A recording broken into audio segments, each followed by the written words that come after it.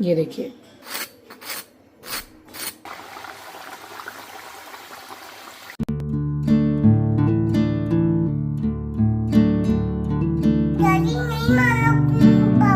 पापा को नहीं मारो, तो फिर मम्मी को मारो।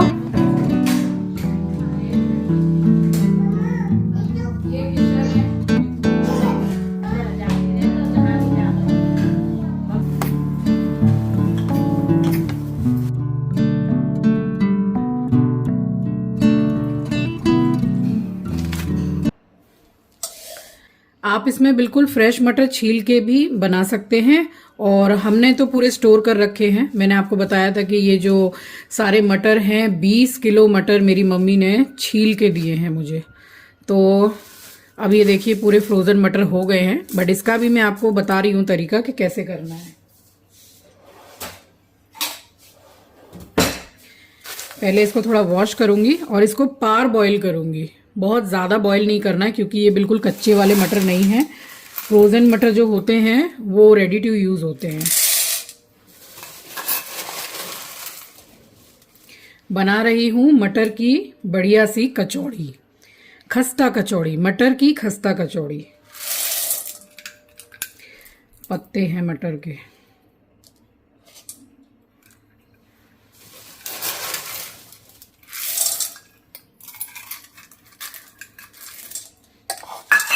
तो इतना ले लिया है मैंने, इसमें अच्छी खासी कचौड़ियाँ बन जाएंगी।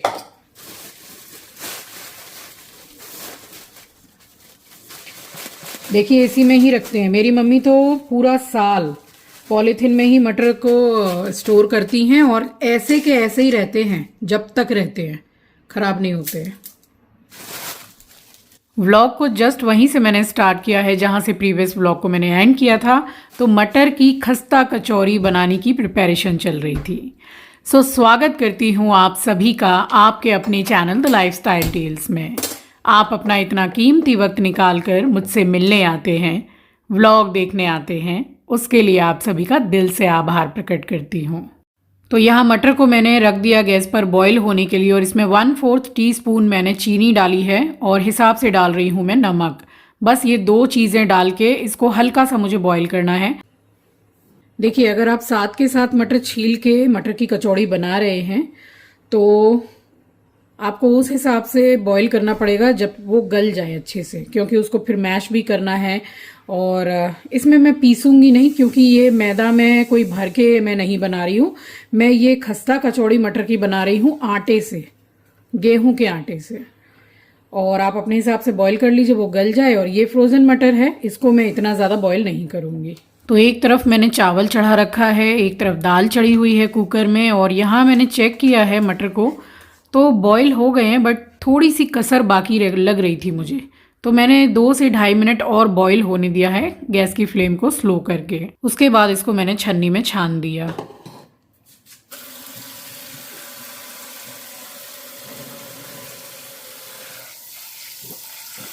इसको बॉईल होने के बाद में इसमें थोड़ा सा ठंडा पानी डालिए। अगर फ्रिज का हो तो बहुत अच्छा है, नहीं है तो नॉर्मल टैप वाटर आप डाल दीजिए। उससे इसका कलर बिल्कुल हरा बना रहेगा, एकदम बढ़िया कलर रहता है। जैसे चटनी या फिर चाउमीन हम बॉईल करते हैं उसमें भी डालते हैं। ये आप सूजी देख लीजिए, ये बारीक ही है, बट मुझे और बारीक चाहिए थी। इसी से जो क्रंच है कचौरी में बहुत बढ़िया आएगा।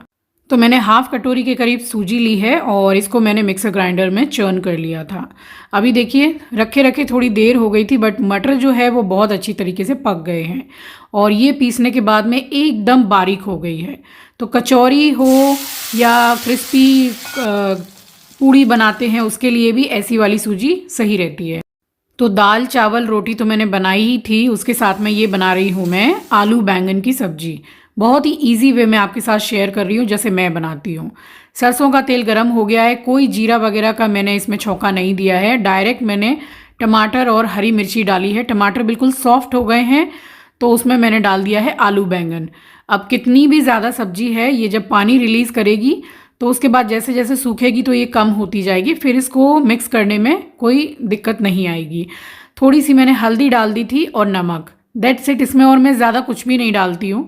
सब्जी बनने के बाद इसका की इंग्रेडिएंट इसमें ऐड करूँगी, जिससे इसके टेस्ट में 4 चांद लग जाते हैं। चलिए फ़िलहाल जो मटर है उसके लिए एक मसाला रेडी कर रही हूँ। तो यहाँ 1.5 से 2 इंच का मैंने अदरक का टुकड़ा लिया है, 2.5 चम्मच साबुत धनिया, 1 से 1.5 चम्मच सौंफ और काली मिर्ची। तो ये मसाला इतना कमाल का टेस्ट लेकर आता है कचौरी में, बस इसको पानी वानी नहीं डालना है, सूखा ही पीस लीजिए। आलू बैंगन की सब्जी रेडी हो गई। तो ये इसका की इंग्रेडिएंट है, नींबू ज़रूर डालिएगा, इसमें आमचूर मत डालिएगा, नींबू डालिएगा। और बस इसको मिक्स करके हरा धनिया मैंने डाल दिया है, सब्जी बनके हो गई तैयार। आलू बैंगन की सब्जी से याद आया कि जब मैं छोटी थी तब हमारे घर में एक भैया काम किया करते थे, इतनी अच्छी आलू बैंगन की सब्जी बनाते थे कि क्या बताऊं। तो आलू बैंगन देख के उनकी याद आ गई। चलिए, मैंने यहाँ पर फ्राई पैन ले लिया है, इसमें ऑयल डाला है और सौंफ डाली मैंने। सौंफ का टेस्ट कचौरी में अच्छा आता है। हल्की सी गोल्डन ब्राउन हुई है तो जो मसाला पीसा था बस उसको डाल दिया है। गैस की फ्लेम को इस टाइम बिल्कुल स्लो रखिएगा और इसको भुनना है, बस ये जलना नहीं चाहिए क्योंकि ये जलेगा बहुत जल्दी। हल्की सी आपको खुशबू आने लगे तो मटर को ऐड कर दीजिए। तो मटर को मिक्स करने के बाद में इसको मैं मैशर से मैश कर रही हूँ। पाव भाजी मैशर होता है उससे भी कर सकते हैं। अगर ये दोनों में से कुछ भी नहीं है तो ग्लास के या कटोरी के पीछे के हिस्से से आप इसको मैश कर लीजिए, बट इसको पीसिएगा मत क्योंकि हल्की दरदरी मटर रहती है ना, तो कचौरी में वो बढ़िया लगती है। अच्छी तरह से मटर मैश हो गए हैं, बस ऐसा ही मुझे चाहिए। और देखिए, आप इसमें ना 1 या 2 आलू बॉईल करके भी इसकी स्टफिंग बना सकते हैं साथ में, बट मैं आलू नहीं ऐड कर रही हूँ। थोड़ा सा लाल मिर्ची पाउडर, गरम मसाला पाउडर, आमचूर पाउडर डाल रही हूँ मैं। और ये 1 चम्मच, छोटी चम्मच चीनी को मैंने खल्लड़ में ही दरदरा कर लिया है। अभी ये गर्म है तो ये अच्छी तरह से मिक्स हो जाएगी चीनी, वैसे पाउडर फॉर्म में ही थी। हिसाब से नमक डाला है, इसमें थोड़ा सा काला नमक ज़रूर डालिएगा। काजू डाल रही हूँ, बिल्कुल शाही वाली मटर की कचौरी बनाई है मैंने। और इसमें मुझे किशमिश भी डालनी है, बट किशमिश बहुत जल्दी जलने लगती है। इस टाइम पे गैस को मैं कर रही हूँ बंद। ये ठंडा हो गया है, हल्का सा ही गर्म है, तो इसमें मैंने ऐड कर दिया है किशमिश को। बिल्कुल ऑप्शनल है काजू किशमिश, अगर आपको नहीं डालना है तो आप स्किप भी कर सकते हैं। स्टफिंग बन के हो गई है तैयार। ये गेहूं का आटा लिया है मैंने और ये वाली कटोरी भर के 2 कटोरी ये आटा है और हाफ कटोरी ये सूजी है जिसको मैंने बारीक पीस लिया है, एकदम महीन कर लिया है। तो ये इसमें मिक्स कर रही हूँ, इसी से क्रंच बहुत अच्छा आएगा। कोई बेकिंग सोडा, बेकिंग पाउडर डालने की ज़रूरत नहीं है।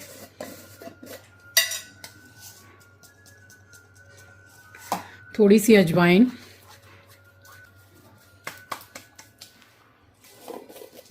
हींग ज़रूर डालिएगा, कचौड़ी बने या कोई फ्राई चीज़ें, वैसे कचौड़ी में हींग का टेस्ट बहुत अच्छा आता है।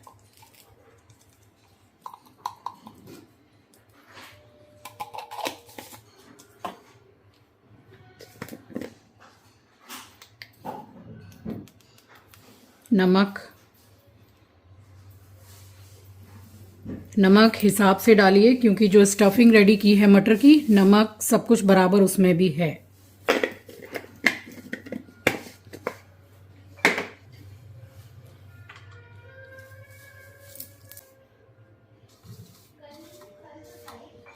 अच्छी तरह से मिक्स कर लीजिए। 2 टेबलस्पून के करीब ऑयल डाल रही हूँ मैं, आप घी भी डाल सकते हैं।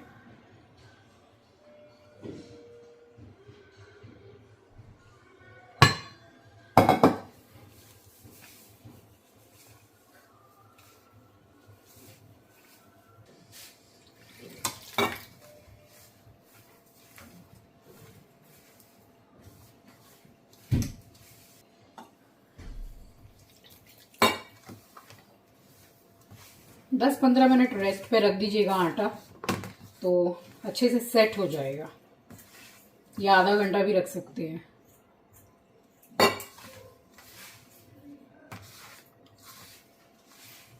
आटा सॉफ्ट लगाना है। कोई भी भरवा चीज़ अगर आप बनाते हैं तो उसमें आटा हमेशा आप सॉफ्ट रखिए। अगर आप उसको बेल के बनाने वाले हैं तो फिर बिल्कुल सॉफ्ट रखिए, ज़्यादा सॉफ्ट। बट इसको मैं बेलने वाली नहीं हूँ, तो थोड़ा सॉफ्ट रहेगा आटा तो अच्छा रहेगा। मैंने आटा का इस्तेमाल किया है, आप चाहें तो आटा मैदा दोनों इक्वल क्वांटिटी में लेकर बना सकते हैं।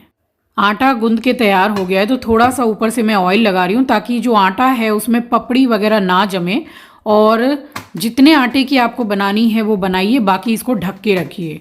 तो ऐसे ही बनाना है। मैंने एक ही बार में सारी बना के ख़त्म कर ही दी थी, इसलिए मैंने बार बार ढका नहीं है। बस इसको मैंने अभी प्लेट से ढक के 15-20 मिनट के लिए रेस्ट पर छोड़ दिया था। और यहाँ मैंने लोहे की कढ़ाई चढ़ाई है और उसमें डाल दिया मैंने ऑयल। तो ऑयल गर्म हो रहा है, तब तक मैं आपको दिखाती हूँ कि मैं कैसे इसको भर रही हूँ।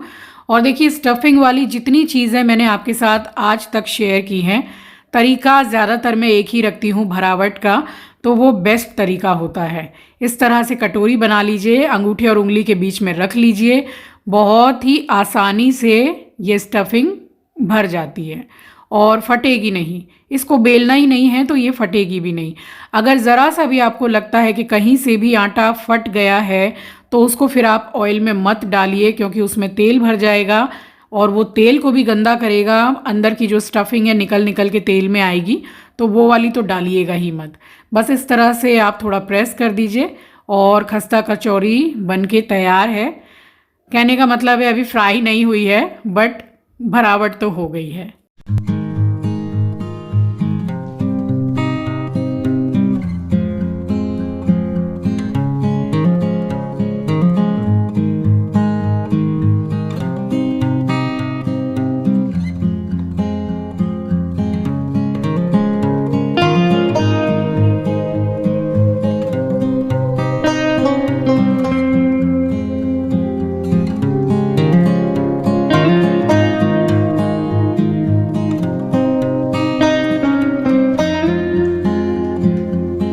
अब इस तरह की जो कचौरियाँ हैं, मटर की कचौरी, आलू की कचौरी, दाल पूड़ी, ऐसी कई रेसिपीज़ आपको मेरे चैनल पर मिल जाएंगी।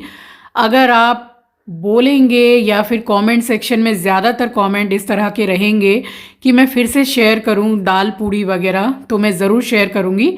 अगर आपको दोबारा से रेसिपी चाहिए तो कमेंट कीजिएगा। चलिए, गैस की फ्लेम को मीडियम टू लो ही रखना है। और मैंने एक बार थोड़ा सा आटा डाल के देख लिया है, आटा साथ के साथ ही ऊपर आया है, बट पूरा गोल्डन ब्राउन नहीं हुआ है, तो बिल्कुल सही है वो फ्राई करने के लिए। गैस को मैंने मीडियम टू लो कर रखा है और इसको वैसे ही फ्राई करना है जैसे हम नमक पारे बनाते हैं कोई नमकीन, बस वैसे ही करना है। क्रिस्पी आपको दिखाऊंगी कचौड़ी तोड़ के कि देखिए कैसी बनी है। इसके साथ में आपको किसी भी चीज़ की ज़रूरत नहीं है। कोई आलू की सब्जी वगैरह आप पसंद करते हैं तो बना सकते हैं, अदरवाइज इमली की खट्टी मीठी चटनी जो होती है सौंठ वाली, वो बेस्ट लगती है। और नहीं तो ये तो अपने आप में ही कंप्लीट है। जब ऊपर आ जाए, थोड़ी देर सिक जाइए, उसके बाद में इसको पलटिए। तो एक साइड से कलर अच्छा आ गया है कचौरियों में, तो मैंने इसको पलट के दूसरी साइड से सेका है। और थोड़ी मतलब एक बैच आपको सेकने में 15 से 20 मिनट लग ही जाएंगे, बट बहुत ज़्यादा डार्क कलर मत कीजिएगा, क्योंकि ठंडे होने के बाद इसका कलर जो है वो और डार्क होता जाएगा, क्योंकि ये मैदा नहीं है, ये गेहूं का आटा है। शक्ल आप देख सकते हैं गोल्डन ब्राउन हो गई है, बहुत गर्म है, फिर भी आपको मैं आवाज़ सुनाती हूँ। और रखी रखी ये क्रिस्पी होगी, ये देखिए, तोड़ के भी दिखाऊंगी आपको। वो लोग आ गए हैं और मम्मी पापा के यहाँ हैं अभी, उसके बाद यहाँ आएंगे, तब तक मैं तैयारी कर रही हूँ। और ये वाली जो मटर की कचौरी है, इसको आप बना के 7 से 8 दिन एयर टाइट कंटेनर में स्टोर कर सकते हैं, बट रखिएगा तब जब पूरी तरीके से ठंडी हो जाए, रूम टेम्परेचर पर आ जाए। फ्रिज में भी रखने की जरूरत नहीं है, जैसी बन रही है वैसी ही रहेगी। तो जरूरी नहीं है कि मैदे की ही बनानी है। एयर फ्रायर भी कर सकते हैं आप इसको, हल्का सा ब्रश करके 180 डिग्री सेल्सियस पर उसमें आप 15 मिनट के लिए लगाइए, बट 7-8 मिनट के बाद में चेक कीजिए, उसको पलट दीजिए, फिर से 7-8 मिनट उसको एयर फ्रायर कर दीजिए, हो जाएगी। एयर फ्रायर और ओवन में आप गैस की तरह ही खाना बना सकते हैं। चेक कर सकते हैं खोल खोल करके अब कितने मिनट और लगाना है, तो ये किसी से भी पूछने की जरूरत नहीं पड़ती है।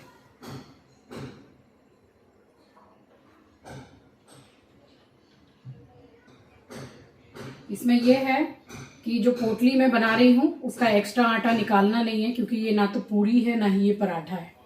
कचौड़ी में वैसे भी थोड़ा सा मोटा मोटा क्रिस्पी रहता है, वो यही रहता है, तो ऐसे ही बना सकते हैं।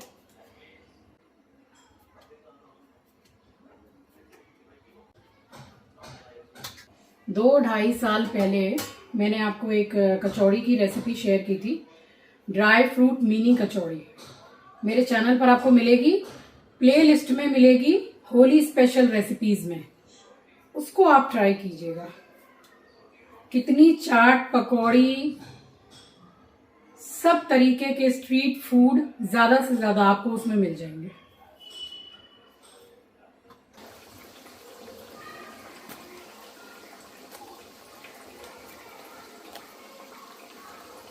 तो कचौड़ियाँ काफ़ी क्रिस्पी बनी थी, आवाज़ मैंने सुनाई आपको। मैं इसको तोड़ के दिखा रही हूँ आपको, देखिए भरावट कितनी बढ़िया हुई है।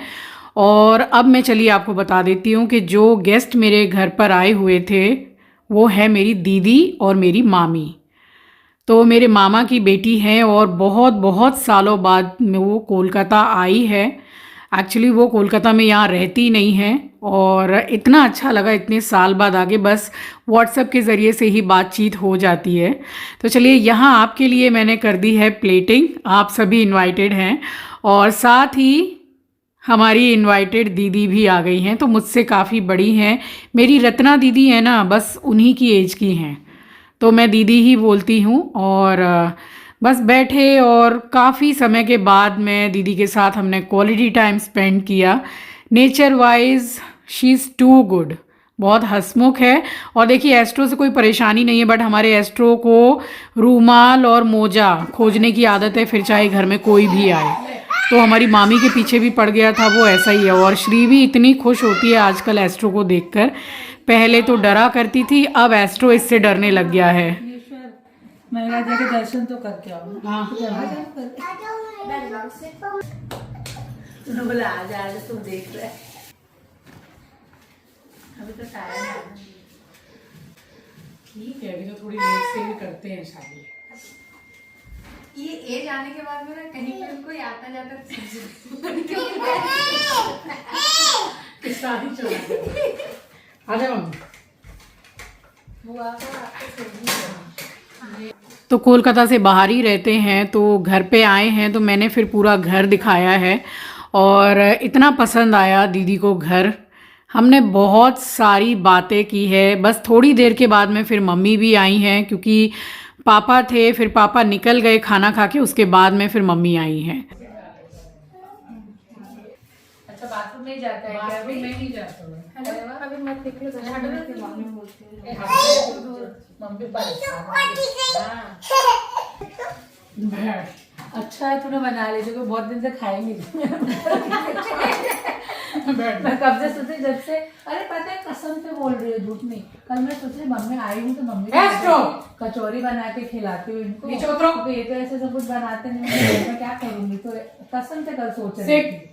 अब मेरी मम्मी की ना अपनी सारी भाभीयों के साथ बहुत अच्छी बनती है, बहुत अच्छी ननद भाभी की जोड़ी है, जैसे मथुरा में आपने देखा होगा मामी के साथ। बोलो वहाँ दादी को बोल दो। दादी नहीं मारो पापा। पापा को नहीं मारो, नहीं मारना तो फिर है मम्मी को मारो। मारना है हमको, आज अमन की पिटाई होगी। प्रिया को मारो। अच्छा प्लीज बोल दो, प्लीज बोल दो। प्रिया को मारो। पापा बोल दो मम्मा पापा पिटाई अच्छा, अरे रे रे रे। तो लगभग 3-3:30 का ऐसे टाइम हो गया था। उसके बाद में दीदी ने बोला कि चल एक चाय पिला दे, तो फिर प्रिया ने चाय बनाई दीदी के लिए और बस उन्होंने ही चाय पी। हम सब तो बैठ के बातचीत करते रहे, हंसी मजाक करते रहे। अब इतने समय के बाद में जब मिलते हैं तो कितना अच्छा लगता है, ऐसे ही लगता है कि ये एकदम क्वालिटी टाइम है और समय यहीं पे रुक जाए। मगर समय जो है वो सिर्फ बीतता है, रुकता कभी भी नहीं है। तो बीता हुआ समय याद ही कर सकते हैं, वो कभी वापस नहीं आता है ना। तो बस यहाँ पे दीदी मामी निकल गए थे और बस मम्मी भी साथ के साथ ही चले गए थे। और ये देखिए मैं बाहर निकलूँगी तो मेरी श्रीवी मेरे लिए रो रही है कि मुझे दादी के पास जाना है। तो अभी उसको बहुत ज़्यादा अटैचमेंट हो गई है हमसे। लाडो, श्रीवी, पकड़ो ना। शिवी दादी आ गए। सो चलिए इस व्लॉग को मैं यहीं एंड करती हूँ। मिलूँगी आपसे नेक्स्ट व्लॉग में। तब तक के लिए अपना ख्याल रखिए, अपनों का ख्याल रखिए। Thank you for watching guys, love you, take care, bye bye. Channel पर नए हैं तो लाइक सब्सक्राइब एंड शेयर करना मत भूलिएगा और कमेंट तो ज़रूर से कीजिएगा। हाँ मिक्स करिए। दुखी हो गई आप, क्यों चले गए?